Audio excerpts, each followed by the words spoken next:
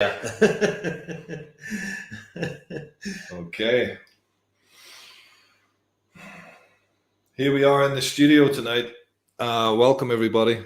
It's a real honor to be here, hosting another Well-Being's Essential Conversation. Yeah, and just for those tuning in, and whether you're tuning in afterwards or you're live right now, just reaching out your hand and just giving us a like, subscribing or sharing would be really helpful just to get the message out. And it feels good to do that. So I would love to introduce a very special guest here tonight. His name is Fran. And Fran's core belief is that he wants to change the world. If you want to change the world, you have to start with yourself. Like that's powerful.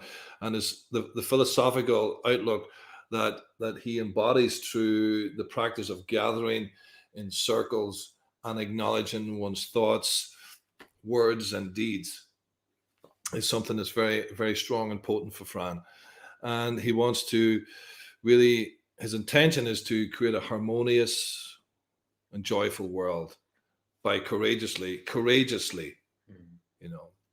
connecting with people through love and compassion.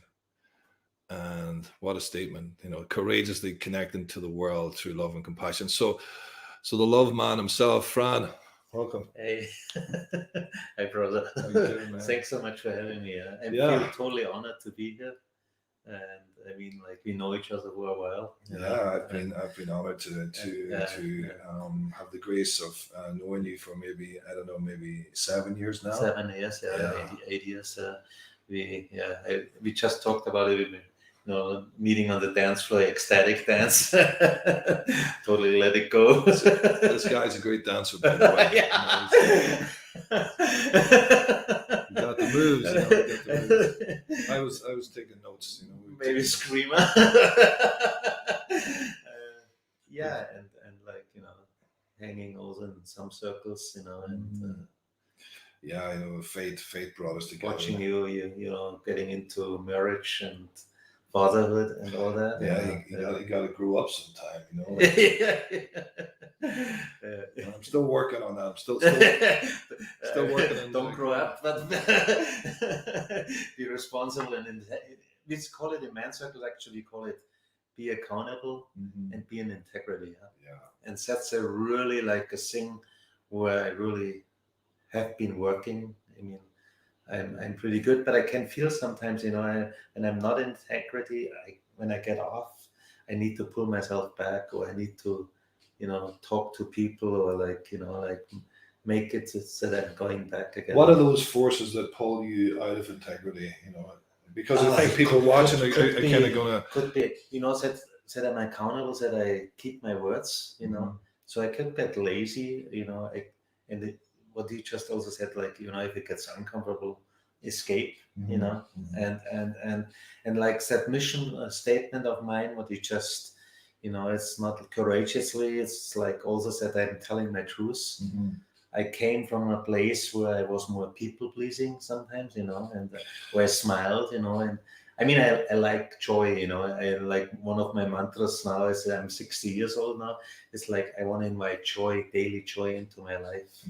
But I also want to be accountable. I also want to be I also want to tell my friends if I feel like they're fucking up, or they can tell me, those are my close friends, and then I listen. Yeah, it's so hard in this world, when we're trying to develop and grow and try to know the difference than being positive all the time and being likable all the time and kind of, pardon my French here, but losing your balls along the way, right? Which it means like you're out of being an integral authenticity where it's like you're pleasing, but you're really holding in some sort of tension, some sort of. When you're out of integrity and you're pleasing all the people, it grows resentment and it starts to build a sort of overwhelm in the system. And that's how I notice whenever I'm out of integrity and I start to either be beaten up on myself or I'm upset at the other. It's when you're not being authentic and trying to please people. I realized in my own journey, I did that for so long, man. I did that for so long. I was so hungry for validation. Right. And I have a client who calls himself a validation whore, and and I was one. I never heard it public before, but I would have been the same. I would have been seeking. I'd have been so kind of empty inside, I suppose, because of being starved in certain degrees growing up of sort of connection and in different shapes and forms, that as I was an emerging man and trying to work it out, that there'd be ways in which I'd put on masks. I'd hide behind sort of idealized images. Sometimes I'd be like the spiritual guy, sometimes I'd be the macho guy, sometimes I'd be the smart ass, and all of which I wasn't being me. And I'm curious about, through your journey, because like, when did you start to discover the thread of Fran, the truth of Fran? So like I was like, I would say like around 39, so like over 20 years ago, not too long, but long enough. So before I was like, I'm a father of 4 kids, and I was married, and then the marriage failed.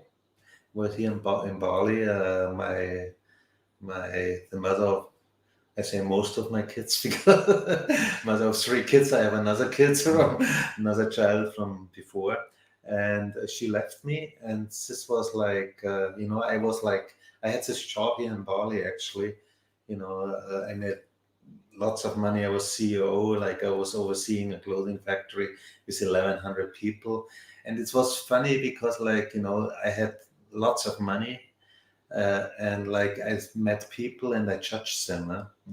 So for me also, like people pleasing, and on the other spectrum there's judgment and comparison. As soon as I judge people or compare myself with them, I want to put them either above me or below me. Or judgment. I mean, everybody's judging people. For me, it's like, what are you wearing, or like, like what haircut do you have, or whatever. But as soon as I do that, I get away from my own.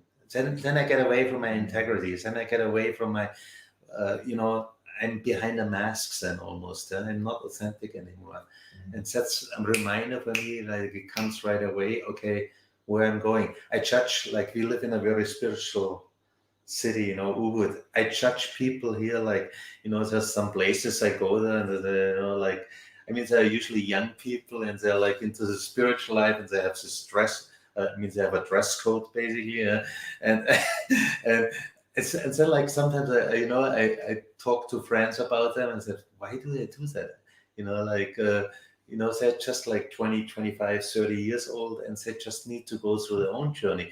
I don't need to judge them, and basically they're pretty peaceful, It's not like, but I do that, So with 39, my whole world got smashed, My wife left me. She went a year, like on she had some therapy.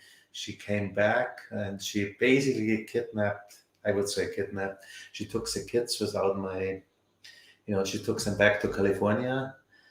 And then I quit my job 6 months later. So I lost my wife. I wanted to keep that marriage. My kids were gone, and then basically my income was gone. Income was not so important, but like I had a situation where like, I went in a car and I drove towards a tree, so I had this suicidal thought. And that was when I hit, like, I think, rock bottom, like, and then like, like I started, and then I understand a lot of men who start maybe drinking or partying or like womanizing or whatever. And then I went through this stage where like I discovered Zen meditation. I discovered, I played every day on the beach. I played like 1 hour and a half or 2 hours soccer and paddleball. So I was really fit. I didn't have joy in the beginning, I mean, I have a passion for soccer, but I didn't enjoy it. But like for some reason, it was like I pulled through that. And I just want to pause there, Frank, because this is very important. Like, for me, I think everybody at some stage in their life meets a place where they want to kill a part of themselves that's painful. That's how I look at suicide. There's a part that becomes too unbearable within the being, within the body, within the mind, that we can't bear anymore. It feels too much, and maybe we haven't been talking about it. Maybe we've been holding it deeply. I remember a time in my life where I was in Austria, and again I had this moment where I was on a corner and I had the choice to step out on the road. I was in the middle of a big training. It was a therapy, spiritual training sort of week, and I was in touch with so much pain. But I had this voice. There was a voice saying, "No, don't step out," and I didn't. And then the car came, and it was a moment. So I can, there was a few other moments like that. So when I hear you talking about, the pain and the sort of wanting to, end it, and then somehow going through a grieving process. Mm-hmm. Of course, there's no joy in the grieving. There's a kind of, you can birth a joy out of grief work, but it's the slow, gradual grind of allowing the pain to come and for it to be lived. How was that? Because you were playing football, you were doing healthy things. So for me, it's like, like the Chinese have like two signs for a crisis. The first one means danger, which was in my case, there was a chance that I actually drove onto that tree, So basically suicide. But there's dangers, or like what I explained, that man going into drinking too much or whatever they do, Yeah, medication. Yeah. I mean, like 80% of men are like the suicides, 80% of them are men, or 78%. I mean, it's huge, huh? There's quite a difference between men and women suicide. I'd say in the UK, I'm not sure. I thought it was 70% men. Yeah. I mean, it's because we men, we usually don't connect. We are not talking about our feelings. I am conditioned from my childhood, I need to be strong. I cannot cry and all that. I mean, 60 years old, but probably where you grew up in Ireland, you were basically, a man was defined, like as this guy who's tough, I was not allowed to go into my feelings too much. And where you were Austria, Switzerland, or Germany? Germany, Bavaria, southern Germany. Yeah. My mom was pretty good, but it was still like, the society. Yeah? So it's like, I always tell my man in the man circle, I was not taught to be, what is a man? How do you define man? Like if I'm too vulnerable, and even nowadays I think sometimes, towards in a relationship or towards women, if I'm too vulnerable, I feel sometimes judged. I mean, I don't care anymore because like. but it's like, because I made this a path for me, and that came out of that crisis. And the second sign is opportunity, in the Chinese thing. So danger, opportunity. So unconsciously I took that opportunity. I changed my life, because when I'm in the comfort zone, I don't change. I can be in a relationship and it can be not good, or it can be, I just live on. But if I'm in a crisis, then I have a chance that I have that opportunity to change my life. And I changed in my life things only when I came out of a slump, the hard end. That comes afterwards. It's like almost like, wake up, like I'm stubborn too, man. I had to get slapped a lot. Slapped a lot. But again, for people watching out there, like life happens, and calamities come, and we're living in a time in our world where there's a lot of uncertainty, and there's a lot of unknowns, there's a lot of anxiety, there's a lot of tension, there's a lot of shifts happening, and people being invited to reinvent themselves, or struggles that we all have to deal with that are maybe becoming a little bit more visible because we had to slow down for a while. It's these come along, and they can be breakdowns, but they can also be breakthroughs. There's ways in which we can work through them, and there's a growth that happens. It can't come any other way. That you can't get it any other way other than going through something, or getting in touch with something, or leaning into it, or as what Fran and what I also do is that where we bring it in and we talk about it and we share about it and we feel about it and we be with it. So Fran, from that experience, were you in groups at that time before then, or did that take you in? No, because I was busy with family. I was, like, as I said, like as a business guy or something, I was like full on, but I was also judgmental, For me at that time, a man's group was, those are the guys, like the weak guys, where they're just like, they're whining or something, they're talking about, you know, and, and it's amazing because now, for me, like when I'm in a man's circle, I connect, and 95% what I'm hearing in those circles, I've been through and going through, and I think it's like a up spiral, up energy,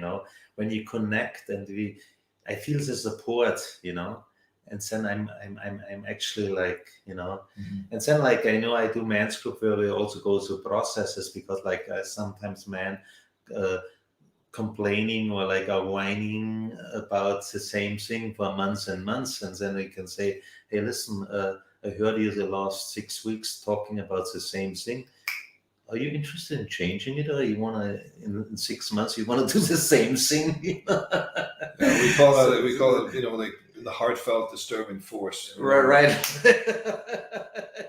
No, not, but it's like it's like, so that's like also like inspirations that you work through it. Yeah, And I only grow when I really like when I see my shadows, or when I that's my potential for growing. Yeah, I remember a time like this pressure, this sort of tension, and I remember one time I was running through Dublin on the way to a positive meetup with people, and was running late. I was running through the city centre, and out of the corner of my eye came in this hairy looking dude, and gnarly looking, and he came up and he said, "Where are you going?" I said, "I'm going to a positive meetup," and he turned and he slapped me in the face so hard. And he was a small fella. And I said, well, what are you doing? Like, and then he turned around and he said, well, and like, why are you going to the majority? You need to go to where you're in the minority. You need to go into the tension. You need to go into the place where people actually need you. And then before I could have what was going on, he was gone again, and it was quite a real interesting experience. So that was like maybe even like, again, I'm stubborn. I needed to slap in the face, literally slap in the face, and I didn't understand it at the time. I didn't. I like was hanging out in a sort of space where where I was kind of avoiding the discomfort. And I feel in this world I really enjoy the positivity that we all should have, but if it's at the expense of the authenticity of what's really happening, then it's an avoidance. And I really feel that the first part of my life I was avoiding. I wanted to be positive. I wanted people to see I was happy, clappy, rainbow guy, and there was a part of me of that was true, but really it was the intentionality behind it, Fran, that was hiding the pain, hiding the fear, and then needing this validation to fill myself up. So it was really so I really love, through tension and uncomfortable environments, how slowly we start to shape ourselves as men. And it's easier. It's never easy, but it's easier when you're not alone. Yeah, like it's also like when I said like I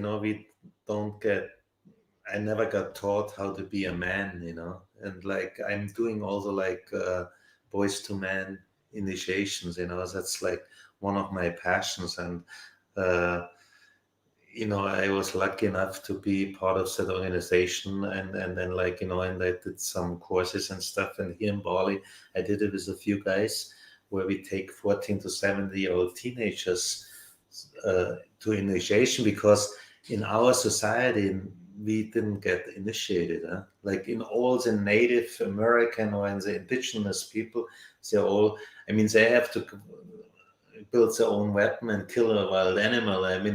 What we do, they have to sleep in the jungle alone. So it's a mild form of initiation, but it's also like the initiation, the background is like you look into the best, and that is like what you said, you got this slap from this guy that almost sounded like a little turning point in your life, where otherwise you wouldn't remember it, because it was like a really important message in there that, okay, I cannot always walk on the people pleasing, on the comfort side. I need to face my demons. Well, what you're talking about there, Fran, is we live in a world where we all of us are always tempted by the comfortable default about being pulled back to the deadened comfort zone, the dullness of an unfulfilled life. And for me, that's what that was. It was an unconscious thing because I didn't know what was going on at the time. Yeah. And what you're talking about, and this is very important, and if you've got anybody, if you have children, and I know in Ireland and the UK, for example, that we might have a lot of viewers from there tonight, that there are these places there. And if you're in Asia, then this is the guy to speak to, is that we all need to cross over that threshold as young men, to come from boys to becoming men. And in my culture, that sort of rite of passage was an 18-year-old like birthday party, where alcohol was involved, and there was a party, and maybe it was good fun, but there was no rite of passage. There was no actually journey with elders to help you to go through what it was like to embody this idea of men, because I didn't know what it was to be a man growing up. That's such a beautiful thing. Wow, so that's something that along with being with adults, your passion is to do this with young men. Yeah, it's fantastic because there's certain elements, we go through certain archetypes. So we, like in Mankind Project, where I was initiated, we have for example, love around, where we sit in circles, we talk about the feelings. So we take 14-year-old boys, and the first time, I don't know the first time, but a lot of time they're talking in a group about their feelings, and then there's a warrior around where they can jump from a waterfall, where we do wrestling in the rice field in the mud, and so it's like the energy, because they're young warriors, so they need to they need it, they cannot be they're sitting too much behind a computer anyway, but that's also how to place themselves in a group also, and how to step up, how to fight, because in life sometimes we have to fight. Well, we don't grow being isolated. We grow in groups. We grow, we get to find our place in the world by finding our place in a group, whether it's a family, it's a friends group, sports group, school group, college group, peer group, whatever it is. That's how we find our place finding our place within a group situation. And as I'm imagining, I'm thinking what I would have loved that as a 16-year-old, 7-year-old boy, to be able to have men who were inviting me to feel, because at that age I did not know anything about my feelings. All I knew is that I was shy and avoidant, and I was withdrawn a little bit, and I didn't really know much about what was going on. I was shut down, if I was to be honest. So to have any sort of space where young boys can come alive to that, it's like, imagine, Fran, it's like, as I hear you talk, I see these boys in a boat, and with those sort of interventions, those sorts of mentoring, those sorts of deep heartfelt interest, you're steering their life in a completely different direction. Think that there's going to be less of it. There's going to be less. I don't know if there's statistics going on this, but there'd be less opportunity for addiction. There'd be less, and imagine less problematic struggles in relationships, and there'd be more authenticity. All these things, you're planting something. It's beautiful. So for me, I always, because I have 4 kids, as they talk about school, what would I do, So one of the main subjects would be nonviolent communication, How do we communicate with each other? And then also initiations, all the other stuff, that's more important than all the stuff that I learned, I had English, I had Latin in school, I had chemistry, whatever I had, but I did not learn how to communicate and how to be in a way in that society, and so initiation, and that's missing in our culture, and that's why we struggling in the relationships, as you said, drug addiction, because we have the wrong role models, Nowadays it's role models are maybe gangs, or I do a sex talk, where they can write, we have usually 20 to 25 boys that can write questions, 1 question or 2, and then it gets into a hat, so it's anonymous. So say, I mean, just half of it says write some stupid questions, but half of it is like is okay, and that's fine. But it's like like a question like, how was it for you for the first? How was it for the first time I had like basically sex? So as a man, we are like 4 or 5 men. One or two are sharing their own experience. And so if you're a man there, you need to be authentic. You cannot just like blah blah blah, or I'm the big guy, like I just like so like you talk about your fears. How was it for you the first time? Our sex education in my time, my parents didn't, or I didn't ask them, Didn't So know. I got it from my friends, which was 80% probably lie, or I got it from Playboy. Nowadays, it's even more because it's like porn. So porn is basically dominating, like your partner. It's not about feelings, it's not about connection. Like with all this tantra, it's basic connection. It's all what it is. So we don't know anymore how to connect And let me pause there, Fran, because I think this is really, really important. Like I know anybody watching there who has a struggle with porn, has a struggle with masturbation. This is something that we don't talk about much as men or women, and it's really, really important that we live in a society where people are either discharging or deadening. So discharging, you've had a stressful day, things are building up, and then you watch porn to get relieved. Discharging, or you just keep busy and you avoid, and then you're deadening, you're avoiding.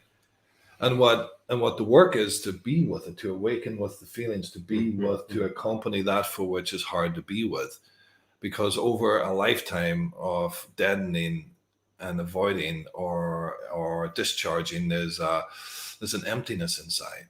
And porn is just one indication of how someone's medicating away from their life. And it's and I have a lot of clients who struggle with this. We have a group where it's all about this, and it's really, really a topic that we don't talk about enough. And I think it's really essential that this is coming up in these circles. I think it's part This of is it. like it's a huge part, like, and those are men who go into the circles who are committed to change. They wanna, they want to empower themselves by like, being authentic and they're sharing. And it's amazing how big the struggle with porn is, huh? Like how much it takes to get off, or like, I mean, it's continuously, yes, I'm addicted, huh? And, Yeah. and like, with the young boys or something, like it's like an alienation, it's isolation, it's getting away from your feelings, so we are setting up a society which is basically is almost, they can not connect anymore, huh? Well, it continues then, you end up masturbating your way through life and never really getting to the main event. And because you're isolated and you're avoidant, it's a very solo thing. And then when it comes to relationships, we have some problems that are there because of this. So yeah, this is a really good thing. So again, anybody suffering with porn or struggling with masturbation and realizes it's an issue, because most people probably wouldn't.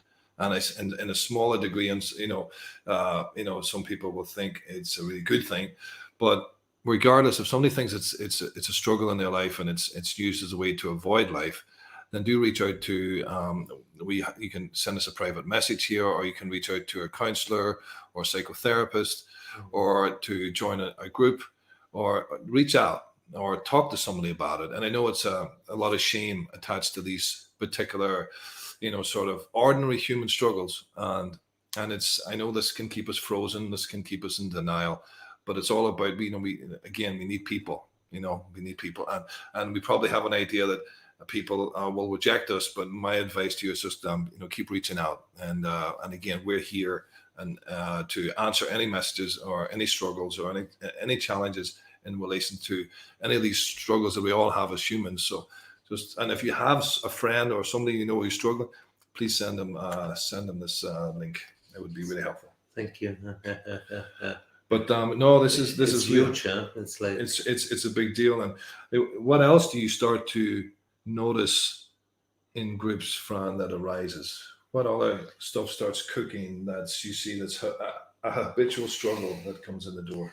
Well, it's like, a lot of time it's a relationship, which is like basically based like, like, because in my opinion, and I'm going on ice right now, but like, say women are often too much in the masculine, and like here in Ubud, the men are in the feminine, like they're not stepping up anymore, or they're not like, so for me it's like,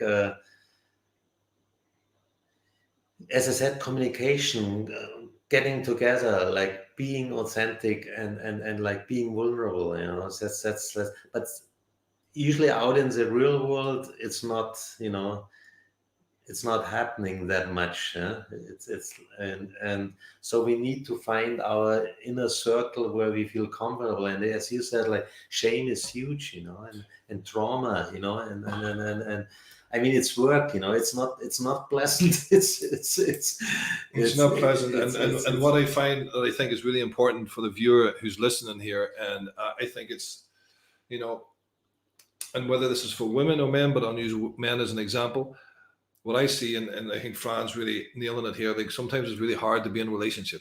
It's really hard to communicate, and definitely we have echoes of our childhood, the insecurities and terrible communication styles that we learned from our family of origin.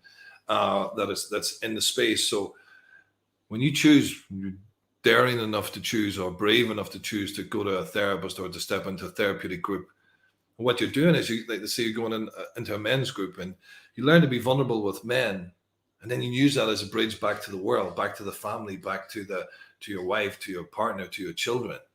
It's not a refuge away from the world. It's a way in which you can connect to the world when it goes well. and the benefits are amazing, like for me, my learning process was like to put down my boundaries, because I was always like peopling. I wanted to accommodate the woman. I mean, this was my I'm not blaming it, like, but it was like, where I just say, okay, here I feel uncomfortable. I don't want to go there, or expressing my needs, like simple things like once a week when I had the kids, when I was in a marriage, I was almost afraid sometimes to say once a week I need to play soccer, and I was a much better person, when I did that, because like yeah, but I was afraid to express my needs and put down my boundaries, and it's like I did a self-love workshop and all that, and it's all part of that is in there, but when I look back to my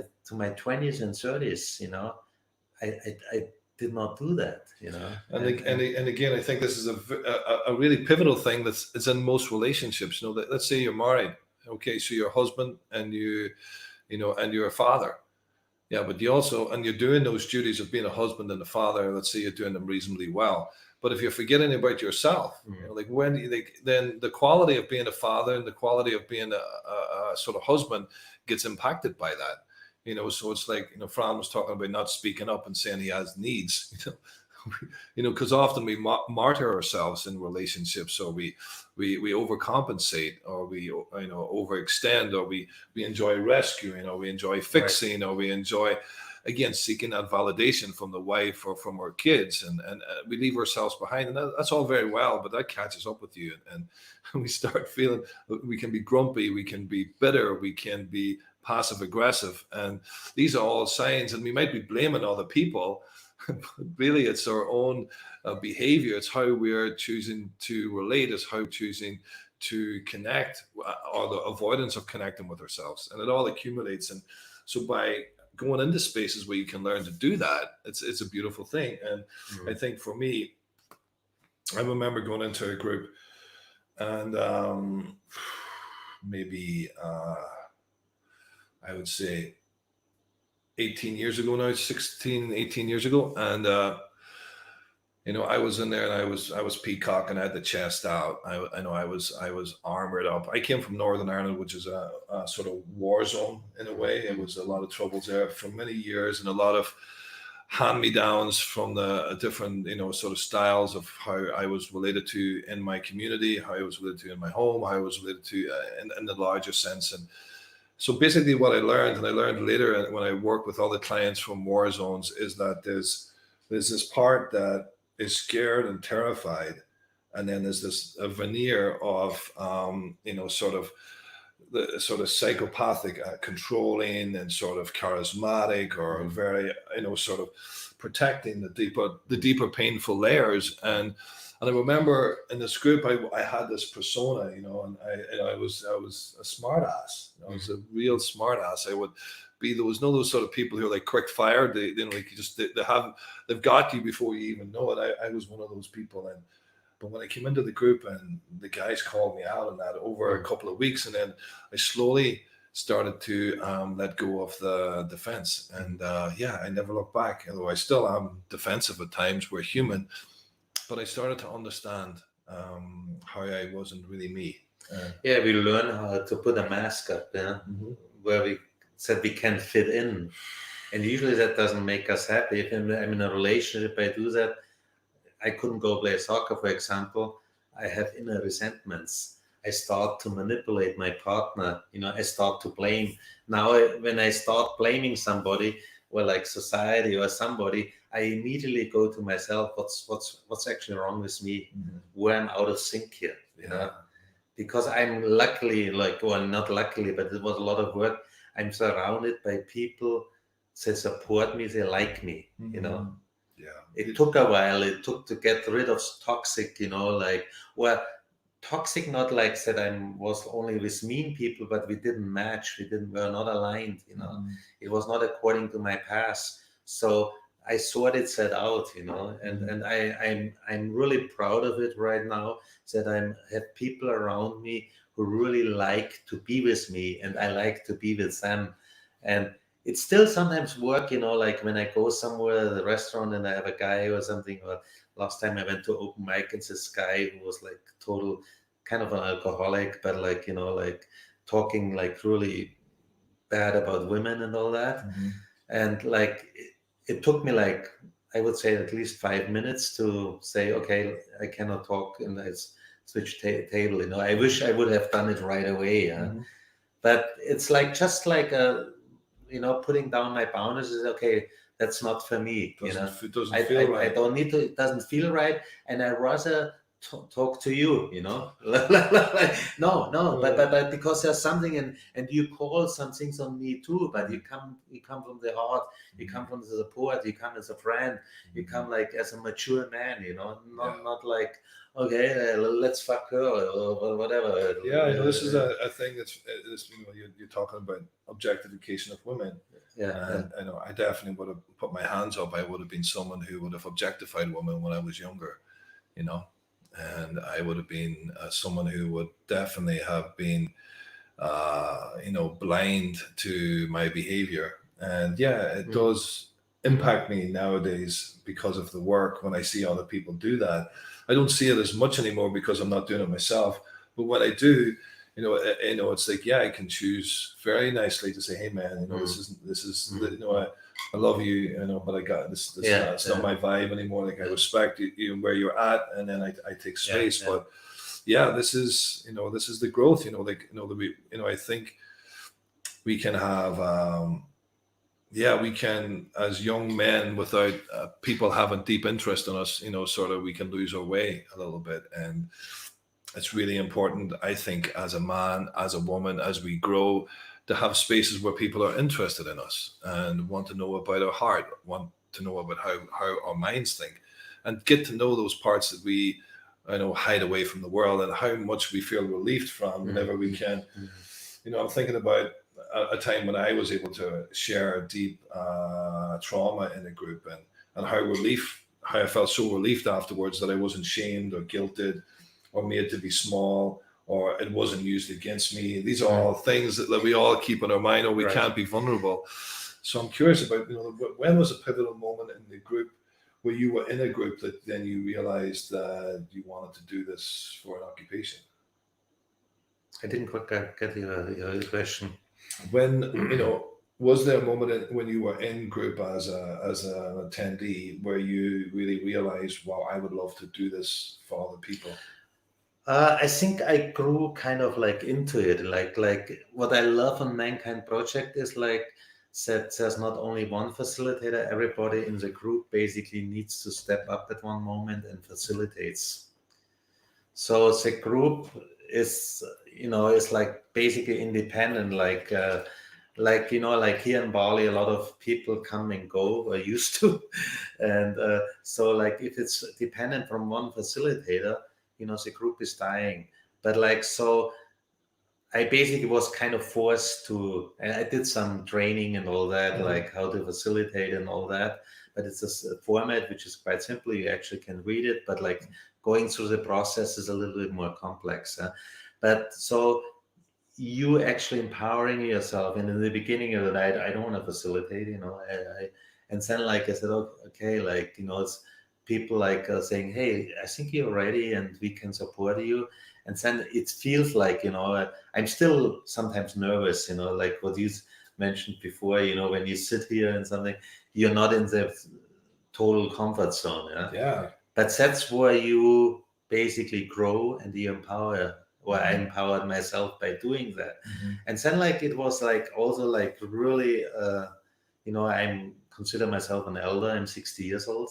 I have, I would say, life experience a lot. And so, like, when young men come to me, and I'm also inspired by them because they are going for it, they're like, and, but they want to hear from my experience or something, So when you can kind of like, not advice, but just like talking about my own experience, and when he sees that can help, and that's basically support, and it's like also connection. And I have friends who are like, who are like 30 and 70 or 80, so for me it's not about age. We all can bring in stuff. I can learn from everybody, and so, and again, it's a circle. Says connection is happening. And I love that. I love the diversity that you talk about. Yeah. And you talked about something earlier that I really enjoyed, and it's this place where like where we can be judgmental, and where we either can feel that we're better than, or that we can feel that we're less than, in relationships. And and it's a kind of lonely place, because you keep yourself removed from what's really happening, and you create a distance and avoidance sort of tendencies. And when you're in a group, this will play out at times in the group. You'll always see, and it's nice that it's called to gently and being curious about it. And it's, you come as you are, whether you're coming to a therapist or you don't come fixed, as you come being yourself, where you get to notice these places.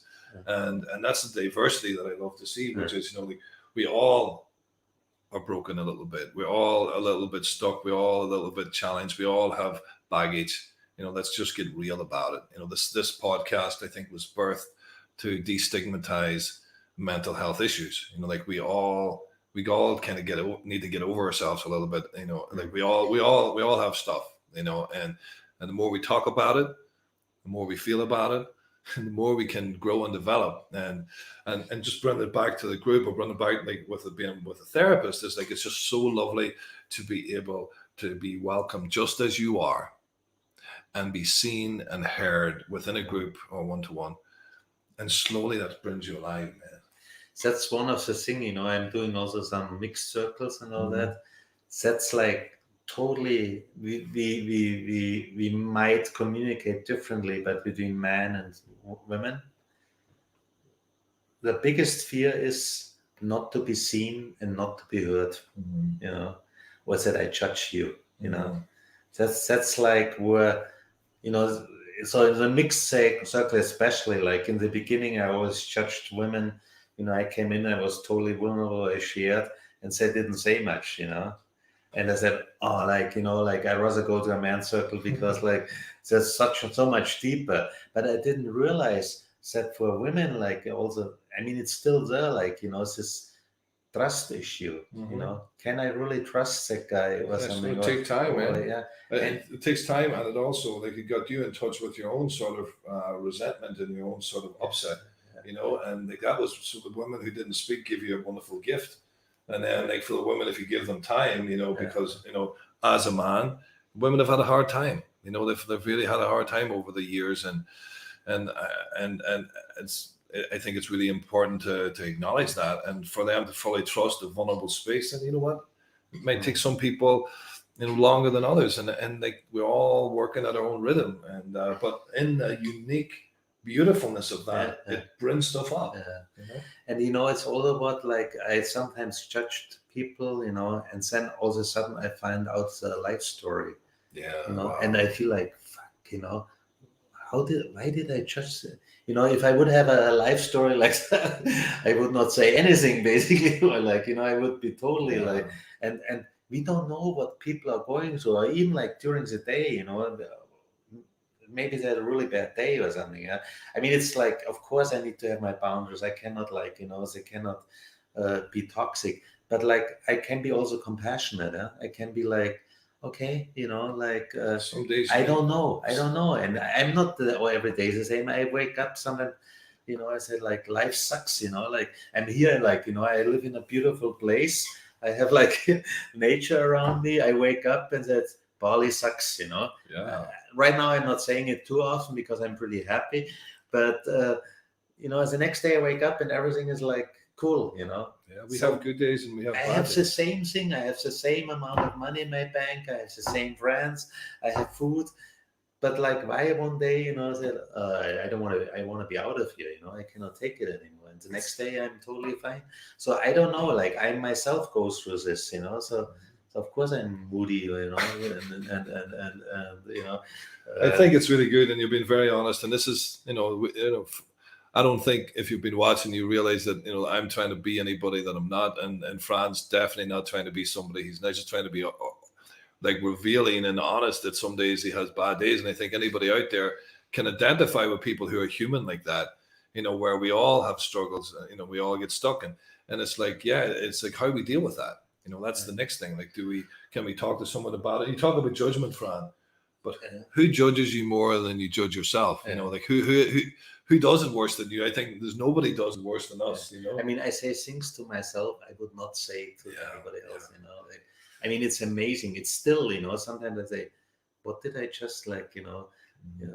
And I think the wonderful thing about, again, like I'm terrible sort of scallywag here. I keep bringing it back to group, but like whenever you can allow that for which you don't let anybody hear be spoken, because we often have a very isolated mind or a very lonely, like, you know, like kind of narrowed view of ourselves or the world.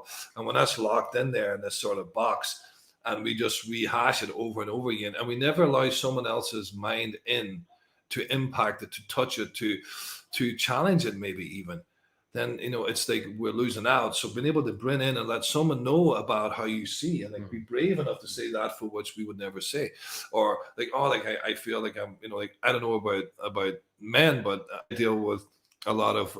We had someone on here a couple of weeks ago on body image, and I work a lot with my clients on body dysmorphia and anorexia, bigorexia, and things like that. And I'll put my hands up where there's times where I look in the mirror and I don't really like what I see sometimes. I kind of feel, wow, like I feel I'm getting old. Oh, sometimes I look in the mirror and say, oh, I'm not manly enough. And these are like sort of things that over the years really kind of like haunted me. And, you know, and then I went to the gym to try to get big.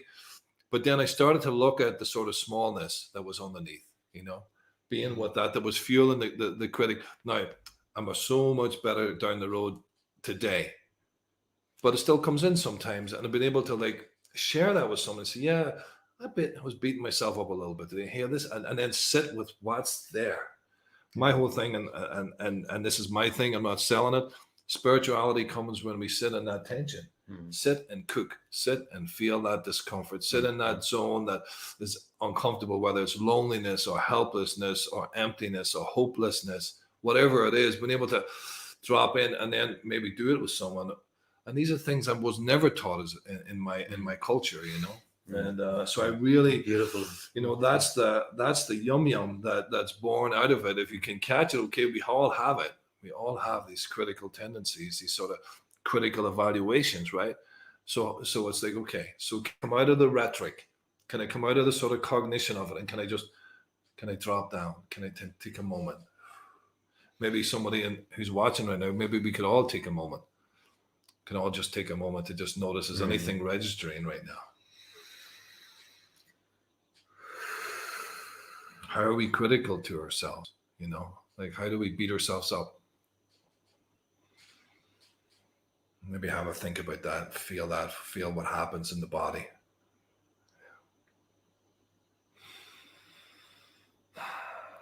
It's not easy, but it's a worthy journey. It's one of the good ones. So yeah, Fran, this is the place, man. Beautiful. Yeah, no, it's Thank you. no, yeah, like I feel you when you said, yeah, it comes in sometimes, and it's like, how can I kind of look underneath it or sit with that? And yeah, and I think it's all right as a man, as a woman, as an ordinary human being, as we go through life, that we look at this stuff. We just don't get manipulated or contaminated by it consistently, you know, because it doesn't go away. We can busy ourselves. We can get a nice Louis Vuitton handbag, or we can go to the gym, or we can get that next high flying job, or we can have X amount in the bank. Yeah, we can be real positive about it and tell everybody it's fine. Yeah, that's nice, but it's still there. And you'd have to want to look at that. And if you did, then there's lots of ways. And if you are interested in ways to look at it and deal with the insecurities of your own self-talk, or the sort of criticisms or consistent critical evaluations, then send us a message or reach out to a counselor or a therapist. You know? It's also like I just heard in a circle, because we are talking of being authentic and but it's also like this thing where we want to be perfect. You know, we grew up in this thing where we cannot make mistakes. Yeah. And it's if they say like, yeah, it's perfect. It's basically the fear of making mistakes. Yeah. Yeah. And then the other thing would be like, if you look at most successful businessmen or something, they always say, yeah, I failed here, I failed here, I failed there. It's acknowledging those failures, you know, but moving on, yeah. And that can mean connecting, or can be like perfectionism often comes from the reality that as children we weren't allowed to feel feel. Exactly. Like we were always kind of like criticized about getting it wrong, and somehow then we never, like, there's so many things that can come from that, and we can either be really critical of ourselves when we drop a glass. We talked about that. Oh, fuck. And I don't want to quote an old saying, but like, don't cry over spilled milk. Well, actually, you will cry over spilled milk because of our conditioning in our childhood. You know, we will cry, or we will expect others to cry at us when we make mistakes, unless we start to look at the sort of holding in our thinking, or in our psyche, or in our bodies, about times when we were younger and we were punished, criticized, and maybe at times abused when we got it wrong. So it's a real big deal. I mean, I was sharing with Nigel before, like with this glass, you know, like when I dropped a glass as a child and was breaking a glass, my mom usually just got around and like I got slapped. And up to, I'm 60 now, up to now, you know, when I drop a glass, you know, like I said, fuck, you know, like, what did I do? You know, like, I really like, and, you know, I pay for the glass, I clean it up, you know, so there's no reason, but it's deep in us. And so like, we have to be like actually compassionate to people, I think, who went through a lot of trauma, you know, and like, it takes so much work to work on those things.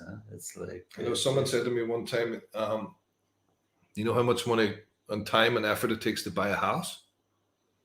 Well, that's the sort of time and effort that you have to want to help yourself grow. And you'd have to want to do that. You'd have to want to get to know your heart. You know, you'd have to want to get to know the parts of you that block, you know, love coming in, that blocks your communication, stops you having closeness or togetherness, and like that's just one thing, you know, like how we conditioned from when we were young around making mistakes and getting it wrong. But that's everything. We all have this held in us that's out of sight and shadowed, and it's always in the background, and it affects these things that make life worth living, which is relationships, you know. And so that work has a big risk. It can make you happy, I mean, it's it's work, Yeah. but like that's, as I said, like my only way nowadays is to be authentic. I don't want to, and to be open and to be connecting and all that, and You it's remind me of an old gentleman who he lived in the States, and I knew him for a while, and he never locked. He had always his windows open in his house, and all the doors always open, and his gate open. He never locked the goddamn thing. And he came to me. I came up to him one day. I was visiting. I was calling around because I do love speaking to people who have got a certain type of wisdom. And he was there, and he was on the front of his porch on 5 o'clock in the evening, which happens in many states in the US. And he's on his little swinging seat, and I said, "What's cooking, man?" He says, "Yeah, I got the house was broken into today." I said, "What?" And like at this stage, I was a young, so I was like getting all like what are we going to do about it? He says, "Well, you know what? I'm sitting here with a lot of gratitude." He says, "Because I've spent my life, with my heart open and with my house open, and I'm feeling like so much gratitude for that. And I'm not contracting to want to lock everything up again now." And maybe the person who came in, maybe he needed whatever. I think he took the TV or something. I'm not sure what he took, but he was just so grateful that he had spent a full life, being open to life, and not. This was his symbol of it. Now he was an open guy, but he also had his house open. So it was just a very wonderful sort of example of how he chose to live. He wasn't fear based. He wasn't worried about it. He was just open to life. And when I hear you talking about that, you kind of remind me of him. But yeah, this is a certain type of wisdom, hard earned life. I sleep with my doors open at my house, except like maybe 2 or 3 days a year when I saw a snake, in the garden. All the snakes, Fran's house is open tonight. Just go down the road, and the one with the pink door. But yeah, no, this is real, man. This is the good stuff here, and I'm really curious about, as we're coming to the end here in the next few minutes, but what stands out in your life as your hero's journey, your coming of age, your sort of, when you got tapped into a soul's longing, where you came alive in a new way? What was that for you? How did that happen? Oh, for me, like my biggest teaching were my kids, by far. They taught me patience. They challenged me to the max, and I was like for almost 10 years, 9.5, I was a single dad of 3 kids, a teenager. And they gave me more than I gave them. And I think, like, I love my kids, and I mean, they live in Europe and in the States now, but they really made me a better person. One thing specifically, like I have 3 sons, and my youngest is a girl.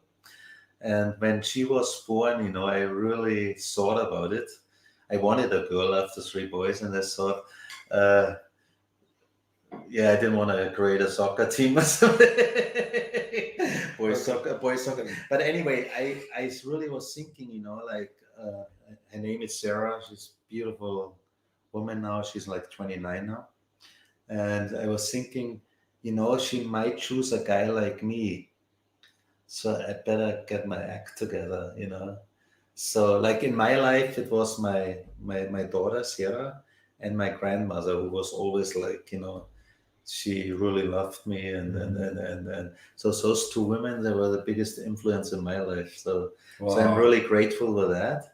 And for my boys, of course, too, I'm going to be a little bit, I want to know, I just have this feeling right now. I'm really curious to know, what was a lovely thing that happened that you remember with your grandmother that stands out? Something where her heart was there with you. Like, what was it? It's nothing specific. No, it doesn't. Yeah, it's cooking. Like she made her pasta, and she always, like, I was on the side, and she cut like a piece of dough and like, so I like, and we celebrated my New Year's together always, because and my birthday is January 1st, because my parents were going out and they were like hangover, and so we celebrated like I could watch.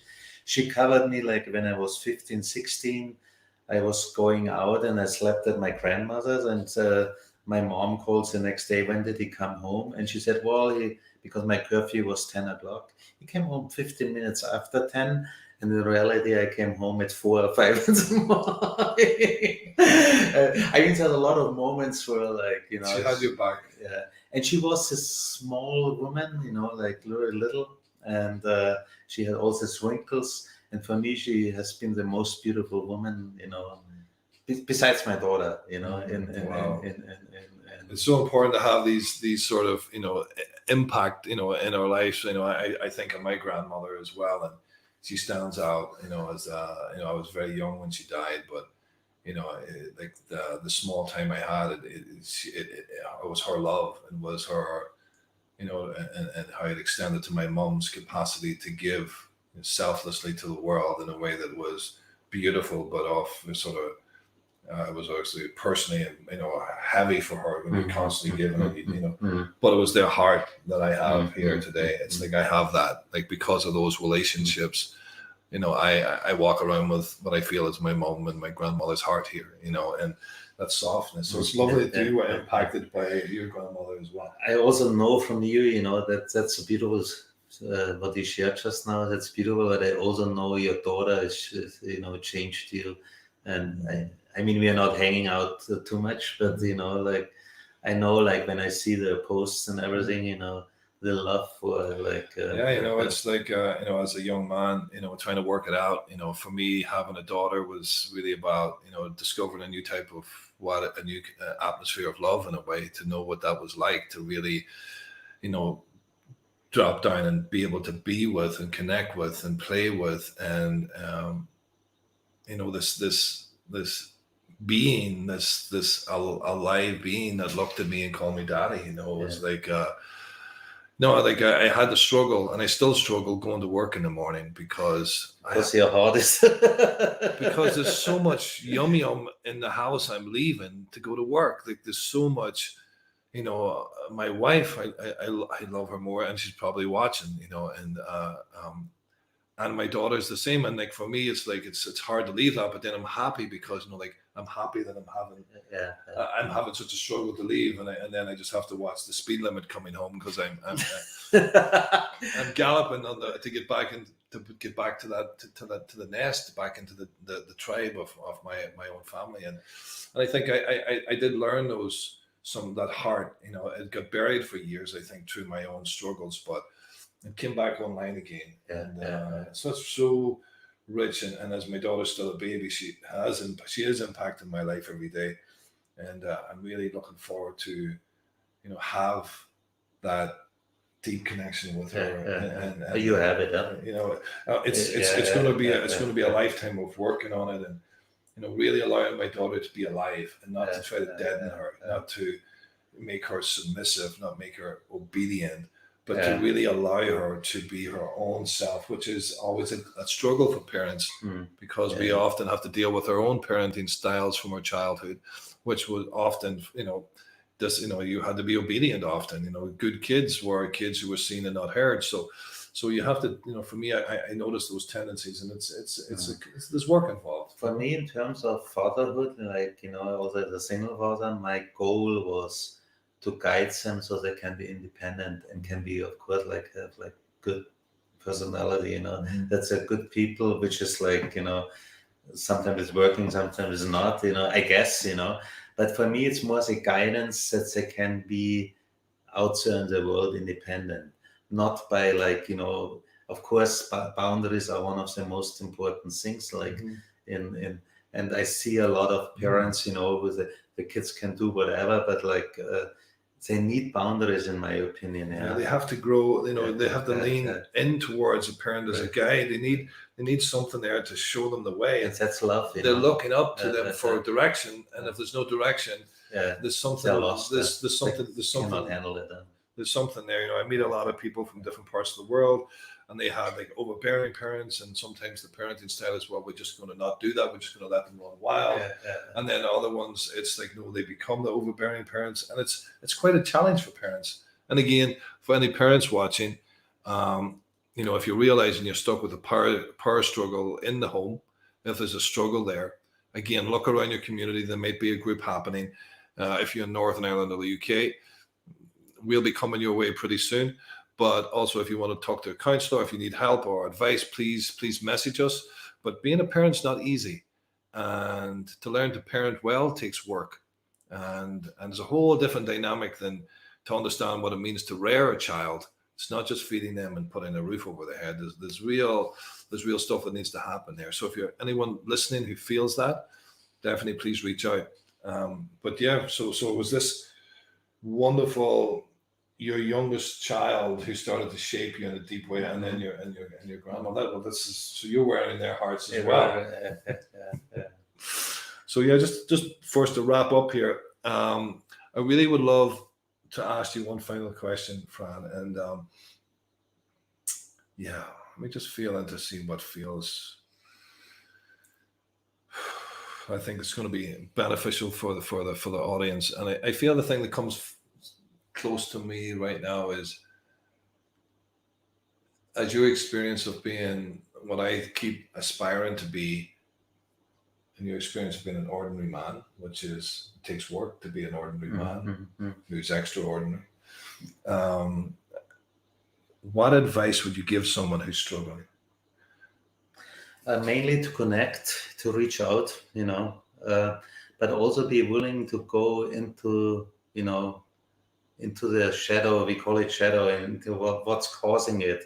And also doing the work, because most of the stuff comes from our childhood, all the traumas, everything goes back. When I do process work in the Manx group, it always goes like, to, let's say, age 4 to whatever, 13, 12, in that. And so it's a willingness to really like be open or have the courage to go there. And that's the only way for me to grow, and also to invite, as I said, like one of my mantras, invite more joy in my life, But first, what's that mantra again? To invite more joy into my life, on a daily basis, because sometimes we're doing everything intellectually, like we take it seriously, even in the spiritual community, there's certain ways you have to start your day with these routines and all, which is good, I don't want to, but it's almost like religious, like a little bit rigid, that extinguishes the joy. And for me, I'm more like, for me, it works better if I can like really enjoy some moments. Not so restrictive here. It's about really free. It's good to be disciplined. Don't get me wrong, but it's also like, if you take it too seriously, right now the big challenge is like with COVID or something. If I get too much into the fear, right now for me everything is fear. Like people are afraid of getting COVID. People are afraid that they have to get vaccinated. It's all about fear. So for me, like, how do I keep myself into balance? And it's like working on those things which, hold me back, which are blocks and all that.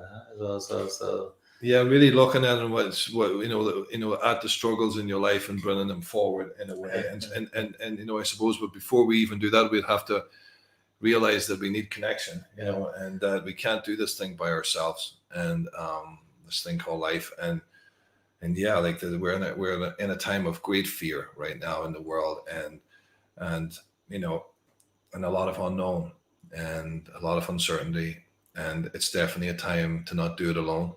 And it's a time for smaller groups and communities to come together. Some parts of the world this is happening, it needs to happen more.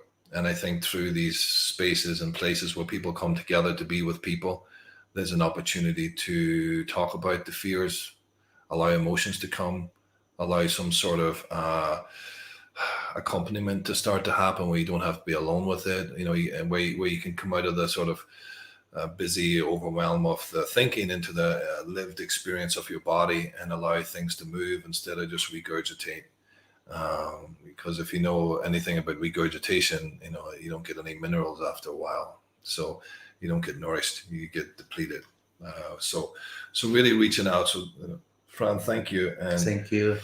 wow, man, it's Went quick. it's gone quick, but it's like, for me, it's so important as a host here to be able to, be an ordinary host in a way where we can welcome ordinary people who have lived a life and have stepped through calamities and change and struggles to be able to show that there's a way through. And, and then Fran to me is a guy who has humor, he has integrity, and he has a heart bigger than this camera can pick up. And for me, this all comes out of going the hard way at times, being able to fall down, being able to be beaten up, to be able to choose, get it wrong and then get back on the horse and try to do it again and keep doing it again. And then being able to help other men and women to do the same. So, Fran, thank you. Brother. Thank you, my man. Absolute honor and pleasure. And you'll be back again. We have an idea. You're not getting away totally scot-free. We'll have you back again. And I just want to, for the viewer here, please, thank you. And again, for any of these topics that we touched through today, whether it was porn, whether it was parenting struggles, whether it was loneliness, whether it's depression, whether it's anxiety, whether it's sort of isolation, overwhelm, or fear that we just touched upon. You don't have to do it by yourself. And there's people out there, you look around you and there may be groups happening there. Please reach out to our forums and ask questions. If you need advice to get help anywhere, if you want to avail of any of our services, please know that we're here to help in any way that we can.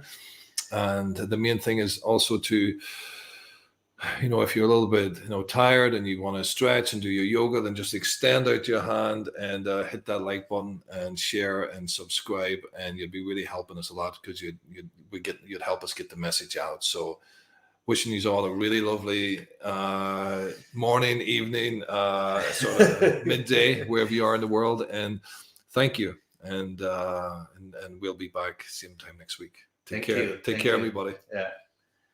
Yeah. Wow.